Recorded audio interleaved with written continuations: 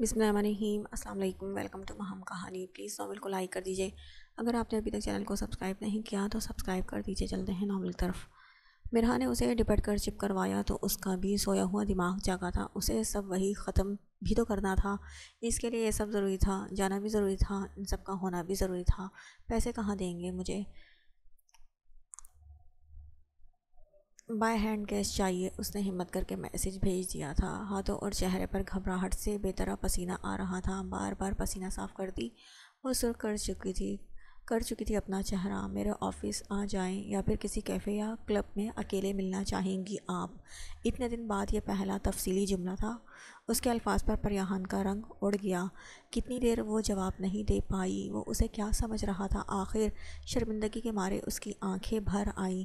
وہ اب اپنے آفس کی لوکیشن بھیج چکا تھا۔ منال لوگوں کے میسیجز بھی آتے رہے۔ اس نے بے دلی سے موبائل پڑک دیا۔ اب یا آنی کہتی ہیں وہ جلدی آپ کی شادی کر دیں گی اور آپ بھی پریساں آپ کی طرح یہاں سے چلی جائیں گی۔ پوروا سانس پھولائے اس کے پاس آئی تھی۔ اس نے چونک کر دیکھا، اس کے چہرے کی ہوائیاں اڑ رہی تھیں۔ پریان کو بے ساختہ ہنسی آئی۔ شادی تو ہونی ہی ہے ایک دن میرے ٹوٹی کی بھی ہو جائے گی۔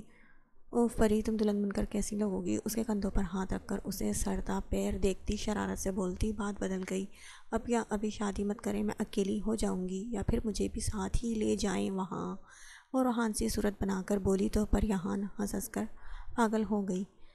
پر وہ ناراضگی سے اسے دیکھنے لگی۔ اس کی اپیا ہمیشہ اس کی باتوں پر ہنستی تھی بس۔ او میلا ٹوٹی، میرے ساتھ رخصت ہونا ہے بیبی کو۔ میرے انلاز جہیز میں اتنی بڑی لڑکی دیکھ کر پریشان ہو جائیں گے۔ وہ منہ پر ہاتھ رکھتی ہنسی دبانے کی کوشش میں ہلکان سرخ پڑ گئی تھی۔ کچھ دیر پہلے والی شرمندگی اور خفت بھول گئی۔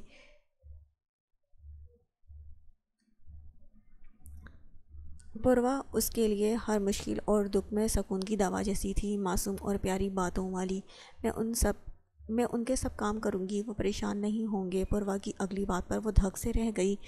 کیوں ملازمہ ہو تم؟ پاگل مت بنو، ایسی بات پھر کبھی مت کرنا۔ تم میری چھوٹی سی پری ہو، کبھی کام نہیں کرنے، بس اسٹڈی کرو اور پھر تمہاری اپیا تمہیں ساتھ رکھیں گی چاہے مجھے اپنا گھر چھوڑنا پڑے۔ وہ اسے خود سے لپٹاتی محبت سے بولی۔ پوروا کا دل سکون میں ڈوب گیا۔ شہد رنگ آنکھیں چمکی۔ اپیا مجھے بال کٹوانے ہیں، میں تنگ ہوتی ہوں۔ وہ اپنے کمر کو چھوتے لمبے بال اس کے سامنے کر کے بے چارگی سے بولی۔ یہی موقع تھا۔ بالکل نہیں پری، میں نے اتنی محنت کی ہے تمہارے بالوں پر، اور بھی بڑھانا چاہتی ہوں۔ پھر تم ریپونزل کی طرح لمبے بالوں والی گڑیا ہوگی جس کا شہزادہ بال پکڑ کر کمرے میں ملنے آئے گا۔ وہ پوروا کے سلکی نرم لمبے بالوں کو سمیٹتی کہانی بنا کر خود ہی ہنس رہی تھی۔ پوروا کی آنکھیں پھیل گئیں۔ پوروا نے جھرجھری لے کر بے ساختہ بالوں میں ہاتھ رکھ کر جیسے انہیں بچایا تھا۔ پریان نے ہنسی دبائی۔ وہ بس ہم یہ پروگرام کینسل کر دیتے ہیں۔ کوئی ایسا شہزادہ ہونا چاہیے جو بال نہ کھینچے۔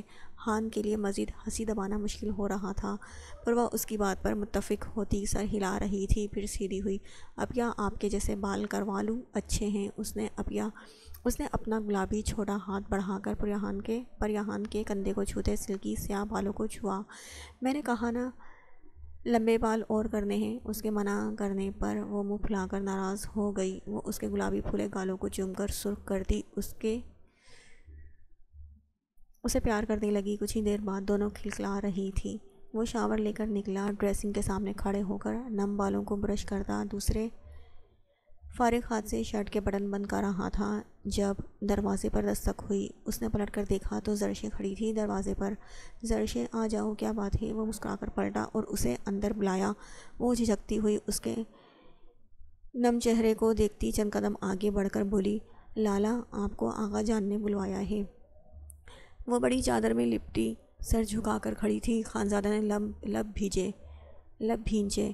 زرشیں میں تمہارا بھائی ہوں، مجھ سے اس طرح اجنبیوں والا رویہ اور جھجک مت رکھا کرو، نہ ہی چھپا کرو پلوشیں اور تم میں کوئی فرق نہیں۔ اس کے پاس جا کر اپنے حصار میں لیتا، اس کے چادر میں لپٹے ماتھے کو چوما تو وہ سر اٹھا کر دیکھنے لگی۔ آنکھوں میں جھلملائے آنسو اور حسرت تھی۔ جانے وہ کیوں اپنے ہی بھائی سے یوں دور دور رہتی تھی۔ خانزادہ نہیں سمجھ پایا تھا۔ مسکرا کر اس کی نم آنکھوں کو صاف کرتا تھپتھپا گیا۔ آؤ آغا جان کے پاس چلیں، جانے پھر کیا عدالت لگا لی ہے میرے خلاف۔ اسے ویسے ہی اپنے حصار میں لے کر باہر نکلا۔ وہ جو اندر اس کے حصار میں پرسکون کھڑی تھی، باہر نکلتے ہی اس سے دور ہوتی تیزی سے اپنے کمرے کی طرف بڑھ گئی۔ حدید خانزادہ نے الجھی نظروں سے جاتے دیکھا تھا۔ آپ نے بلوایا تھا آغا جان؟ وہ کمرے میں داخل ہوا تو تقریباً سبھی موجود تھے۔ سب کے مسکراتے پراسرار چہروں کو دیکھتا ابرو اچکائے آگے بڑھا۔ خانزادہ، ضروری بات کرنی ہے۔ خان یوسف کے خوشی سے جگمگاتے چہرے کو دیکھ کر وہ بھی متجسس ہوتا ان کے پہلو میں جا بیٹھا۔ تمہاری شادی کرنے کا ارادہ ہو رہا ہے؟ پوچھنا تھا تاریخ کیا ہو؟ ویسے تو کل باقاعدہ بڑوں کے درمیان تاریخ طے کی جاتی ہے، مگر میں چاہتا ہوں تمہیں جو صحیح لگے۔ خان یوسف کی بات پر وہ منہ کھولے انہیں دیکھنے لگا۔ اسے یہ تک نہیں پتہ تھا شادی کس سے کی جا رہی ہے، اور یہ لوگ تاریخ سوچ رہے تھے۔ آغا جان، مناسب لگے تو ذرا یہ بھی بتا دیجیے کس سے شادی کی جا رہی ہے، یا یہ بات نکاح کے وقت ہی مجھے پتہ چلے گی؟ اس نے دانت کچکچا کر کہا تو سب ہنس پڑے۔ آغا جان نے کہا لگا کر اس کی پشت تھپ تھپا کر جو نام بتایا، اس کے چہرے کے تاثرات یکدم بدل گئے۔ جھٹکے سے کھڑا ہوا، بے یقینی ہی بے یقینی تھی۔ سب اس کی طرف پریشانی سے دیکھنے لگے۔ نہیں آغا جان، پلیز نہیں، میں یہ شادی نہیں کر سکتا۔ ایسا لگتا تھا جیسے کسی نے اس کا خون نچوڑ لیا ہو۔ وہ سنجیدگی لیے یوسف خان سنجیدگی لیے اسے گھور رہے تھے۔ وجہ بتاؤ، اس میں کیا کمی ہے؟ خوبصورت ہے، پڑھی لکھی ہے، خاندانی ہے، تم اس سے زیادہ ملے نہیں ہو، ورنہ بہت نرم مزاج ہے وہ۔ خان یوسف کے لہجے میں ساری نرمی غائب ہو چکی تھی۔ اس نے ایک نظر کمرے میں موجود سب کو دیکھا۔ باپ، چچا، ماں، چچی، دونوں بھائی اور بھابیاں، ہر نظر میں سوال اور حیرت تھی۔ یعنی سب کو ہی یقین تھا لڑکی ہر لحاظ سے اس کے لیے بہتر ہے، اور اس کا انکار حیران کن تھا۔ وہ پرفیکٹ ہو یا حسن کی ملکہ، خاندانی ہے یا پڑھی لکھی، مجھے اس سے شادی نہیں کرنی آغا جان، پلیز مجھے فورس نہیں کریں آپ لوگ۔ وہ بری طرح بے چین ہوا، مگر آغا جان ڈٹے ہوئے تھے۔ کوئی خاص وجہ نہیں، لڑکی ذات کافی عرصے سے تمہاری مانگ ہے اور تم کھڑے کھڑے انکار کر رہے ہو۔ جاؤ خانزادہ، ہم خود تاریخ سوچ لیں گے، اس معاملے میں کوئی ڈھیل نہیں ملے گی۔ خان یوسف کی اڈل جملوں پر وہ اس سے پہلے کہ ضبط کھوتا وہاں سے چلا گیا۔ پیچھے سب پریشان بیٹھے رہے۔ آغا جان بہت پریشان ہو گیا ہے، وہ فورس نہیں کریں، وقت دیں اسے، میں بات کروں گی۔ خانی بیگم نے بے چینی سے پہلو بدلا۔ بیٹے کے چہرے پر دکھ جیسی کیفیت جو چھائی تھی ان میں ٹھہر سی گئی تھی۔ آنکھیں اس بار نہیں خانی، شادی کے بعد خود سنبھل جائے گا۔ بلا وجہ انکار میں اسے آگے کیسے پہنچاؤں گا، اس کا انکار میں آگے کیسے پہنچاؤں گا۔ خان یوسف پہلی بار اپنے خانزادہ کی ناراضگی کی پرواہ کیے بنا فیصلہ لے چکے تھے۔ وہ کمرے میں آ کر گہرے گہرے سانس بھرتا اپنے اندر کا ابال نکالنے کے لیے اپنے بال کھینچنے لگا۔ وہ سب کو کیسے بتاتا موسیٰ کی زندگی تباہ کرنے والی وہی تھی جس کی وجہ سے موسیٰ کی شادی میں کبھی سکون نہیں رہا۔ وہ اس لڑکی کو کیسے اپنی بیوی بنا کر لے آتا جس نے اس کی دوستوں جیسے بھائی کو تباہ کیا تھا۔ نہ وہ بتا سکتا تھا، نہ ہی برداشت کر سکتا تھا، پاگل ہو رہا تھا۔ خان یوسف لاکھ محبت جتائیں مگر اس قسم کے خاندانی فیصلوں میں کبھی نرمی برتنے کو تیار نہیں ہوتے تھے۔ اس کا موڈ اتنا خراب ہوا کہ رات تک کمرے میں بند رہا۔ رات کے کھانے کے وقت پورا گھر باری باری دروازہ بجاتا منتیں کرتا رہا، مگر اس نے گویا قسم کھا لی تھی کہ نہ وہ دروازہ کھولے گا نہ کچھ کھائے گا۔ خان یوسف نے تھک ہار کر گل جان کو اس کے پاس بھیجا تھا۔ سب جانتے تھے ان کے احترام میں وہ انہیں ایسے نخرے نہیں دکھاتا تھا۔ گل جان کی مخصوص ہلکی دستک اور آواز پر اس نے فوراً دروازہ کھولا۔ مورے گل، آپ رات کے اس وقت سب ٹھیک ہے نا؟ اس کی پریشانی پر وہ مسکرائیں۔ کھانا نہیں کھایا آپ نے؟ کھانے سے کیسی ناراضگی؟ اس کے نرم پریشان لہجے پر وہ بے چارگی سے پلٹ کر صوفے پر جا بیٹھا۔ سمجھ گیا، آقا جان نے بھیجا ہے، بھوک نہیں ہے اس لیے نہیں کھایا، آپ فکر نہ کریں، سو جائیں جا کر۔ بکھرے بال سنوار کر اس نے انہیں بھی ٹالا تھا۔ نیلی آنکھیں سرخ نمی سے بھر رہی تھی۔ خان یوسف کی پہلی بار سختی نے اسے اچھا خاصا اداس کر دیا تھا۔ گل جان نے آگے بڑھ کر جگ سے پانی ڈال کر گلاس اسے تھمایا۔ پریشان نہیں ہوتے، شادی پوری زندگی کا فیصلہ ہے، اگر دل نہیں مان رہا تو خان صاحب کو آرام سے سمجھا دیں، آپ سے بہت پیار ہے، انہیں مان جائیں گے۔ گل جان کے نرم الفاظ پر اس کو تسلی ہوئی۔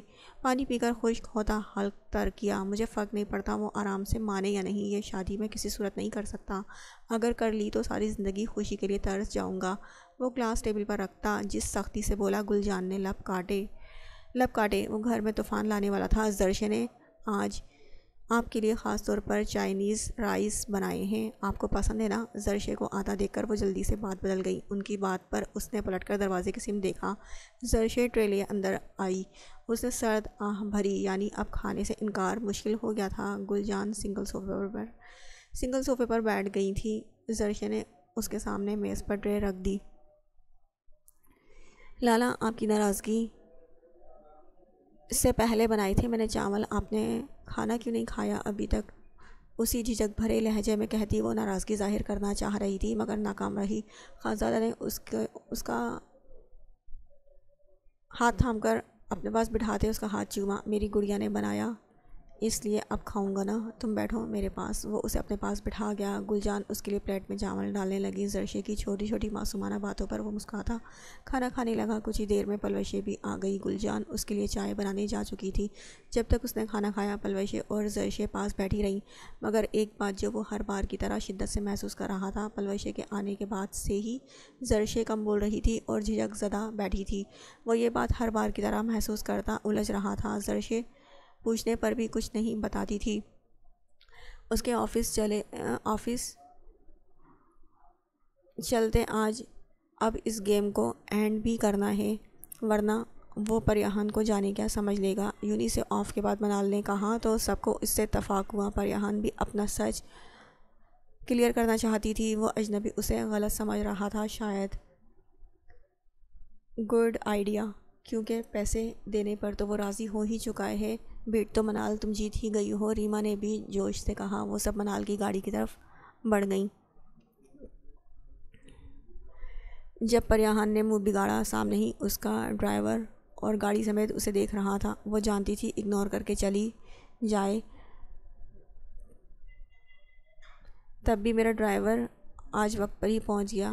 آنی کا جاسوس شاید جان گیا تھا آج کہیں جانے والے ہیں ہم۔ پریہان نے بیچارگی سے ان لوگوں کو اطلاع دی۔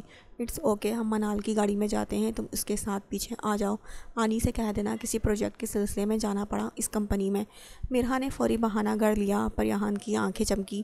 ویسے وہ بھی کم نہ تھی مگر ان معاملات میں اس کی دوستیں 2 گنا تیز چلتی تھیں۔ آف کورس، کوئی کلب نہیں جا رہے کہ ڈر رہی ہو؟ آفس کی لوکیشن ہے یا بھیجوں؟ منال نے اسے اطمینان دلاتے ہوئے پوچھا۔ ہے میرے پاس، اوکے سی یو۔ وہ ہاتھ ہلاتی اپنی گاڑی کی طرف بڑھ گئی۔ وہ تینوں پہلے ہی نکل کر جا چکی تھی۔ پریہان نے ڈرائیور کو وہی سب جھوٹ سنا کر لوکیشن بتائی تو وہ سر ہلا کر اسے اگلے 1 گھنٹے میں اس جگہ پہنچا چکا تھا۔ کب آؤ گی؟ ہم پہنچ چکے، اتنی لیٹ کیوں ہو؟ ان تینوں کے پچھلے 10 منٹ سے میسیجز پر میسیجز آ رہے تھے۔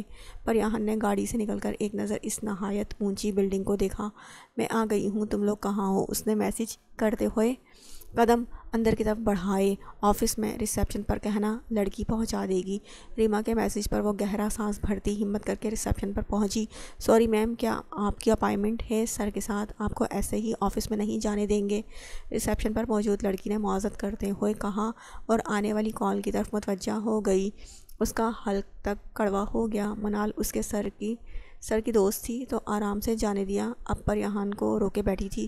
اسے شدید غصہ آیا۔ وہ اس انسلٹ پر سب بھاڑ میں جھونک کر پلٹی، آؤٹ ڈور کی طرف بڑھی۔ میم رکیں، سوری، آپ آفس میں جائیں، میں دکھا دیتی ہوں، لڑکی نے پکار کر جلدی سے آگے بڑھتے ایک جانب اشارہ کیا۔ پریہان سمجھ گئی کہ منال نے کہلوا دیا ہے۔ گردن اکڑا کر اس کے ساتھ چلتے اس پروٹوکول پر وہ بھی بھول چکی تھی کیا کرنے آئی ہے۔ وہ فیس ٹو فیس پیسے لینے آئی تھی۔ وہ کسی انجان سے ایک شرط کے نام پر 50 لاکھ لینے والی تھی، چاہے فوری واپس کر دیتی۔ لڑکی لفٹ کے ذریعے فرسٹ فلور پر پہنچی تو گراؤنڈ فلور کی نسبت یہاں قدرے چہل پہل کم تھی۔ سامنے ہی ایک شیشے کے آفس کے پاس وہ جا کر رک گئی۔ پریہان نے یکدم گھبراہٹ کے حملہ آور ہونے پر پسینے سے نم ہاتھ آپس میں رگڑے، ہونٹوں کے پاس ہاتھ پھیرتی پسینے کی نمی صاف کرتے ہوئے لبوں پر زبان پھیری اور کپ کپاتے ہاتھوں سے اندر قدم رکھا۔ ڈور کھول نظر چاروں طرف دوڑائی۔ منال وغیرہ وہاں نہیں تھی۔ موبائل پر آنے والے میسیجز سب پر اس نے لرزتے ہاتھوں سے میسیج کھولا، جسے پڑھ کر اس کا رنگ فک ہوا۔ ڈرتے ڈرتے سر اٹھایا تو سامنے کانچ کی بڑی ٹیبل کے دوسری جانب اونچی چیئر پر بیٹھا وہ سنجیدگی سے اسے دیکھ رہا تھا۔ پریہان کا سر چکرانے لگا۔ وہ پلٹ کر جانا چاہتی تھی مگر اس کا جسم حرکت کرنے سے انکاری ہو گیا تھا۔ ہان، کہاں ہو تم؟ ابھی تک پہنچی نہیں ہو تو نہیں گئی تم لوگ؟ تمہیں بس رانا بلڈرز کے آفس آنا ہے یار، میں پھر سے لوکیشن بھیج رہی ہوں۔ موبائل پر آنے والا میسیج کی بپ پر اس نے لرزتے ہاتھوں سے میسیج کھولا۔ منال کا میسیج تھا، لوکیشن بھی الگ تھی، نام بھی الگ تھا۔ وہ کہاں پہنچ گئی؟ پڑھ کر اس کا رنگ فک ہوا۔ ڈرتے ڈرتے سر اٹھایا تو سامنے کانچ کی بڑی ٹیبل کے دوسری جانب اونچی چیئر پر بیٹھا وہ سنجیدگی سے اسے دیکھ رہا تھا۔ پریہان کا سر چکرانے لگا۔ وہ پلٹ کر جانا چاہتی تھی مگر اس کا جسم حرکت کرنے سے انکاری ہو گیا تھا۔ آ جائیں مس پریہان، بیٹھ کر بات کرتے ہیں، وہ سنجیدگی سے بولتا اپنی سیٹ سے اٹھا اور کچھ ہی فاصلے پر سٹنگ ایریا کی طرف قدم بڑھا گیا۔ وہ وہی تھا جو پہلی بار روڈ پر ٹکرایا تھا، پھر شادی میں ٹکرایا، اور آج وہ اس کے سامنے تھی۔ وہ کوئی اور نہیں، منال کا حدید تھا۔ منال نے جب نمبر دیا تھا اس نے شاید فرسٹ ہی کہا تھا اور فرسٹ نمبر لے چکی تھی، پھر کہاں گڑبڑ ہوئی تھی آخر؟ فرسٹ نمبر جس پر لائف لائن لکھا تھا اور یہ لفظ حدید کے لیے یوز کر سکتی تھی۔ جو بات اسے تب سوچنی چاہیے تھی وہ اب سوچ رہی تھی، جس سے پہلی بار روڈ پر بات کر کے ہی وہ مکر گئی تھی، کیونکہ منال کو کسی کا بھی حدید کے قریب ہونا پسند نہیں تھا۔ اس بندے کا نمبر نکال کر وہ اتنے دن باتیں کرتی رہی تھی۔ منال کو خبر ہوئی تو مار ڈالی کہ اس نے جھنجھری لی۔ وہ ایک سنگل صوفے پر بیٹھ کے دروازے کے پاس اٹک کر سوچ میں گم کھڑی پریہان کو دیکھ رہا تھا۔ مس پریہان، کوئی پریشانی ہے آپ کو؟ اس کی سنجیدہ پکار پر وہ گڑبڑا کر سیدھی ہوئی۔ ہو سکتا ہے بات وہ اس سے نہ کرتی ہو، بس آج غلطی سے آ گئی ہو۔ یہ تسلی بخش سوچ آتے ہی وہ تیزی سے آگے بڑھ کر اپنا موبائل اس کے سامنے کر گئی۔ کیا یہ نمبر آپ کا ہے؟ پریہان کے ہکلاتے سوال پر اس نے اسکرین پر موجود نمبر کو دیکھا۔ منال کی لائف لائن نمبر اس نام سے سیو تھا۔ نام پڑھ کر اس کے ماتھے پر بل پڑے مگر وہ سر ہلا گیا۔ جی ہاں مس پریہان، یہ میرا ہی نمبر ہے۔ اس کے کہنے پر وہ دھپ سے صوفے پر بیٹھی۔ صدمہ ہی صدمہ تھا۔ اس انسان سے پیسے لینے آ بیٹھی تھی، جھوٹ بولے بیچاری بنی اور جانے کیا کیا کیا۔ ریسیپشن پر آپ کو روکا گیا ہوگا، اس کے لیے معذرت۔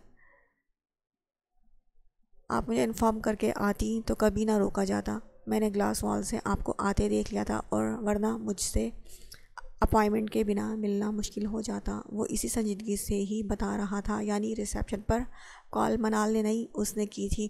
پریہان سے شرمندگی اور گھبراہٹ سے کچھ بولا نہیں جا رہا تھا۔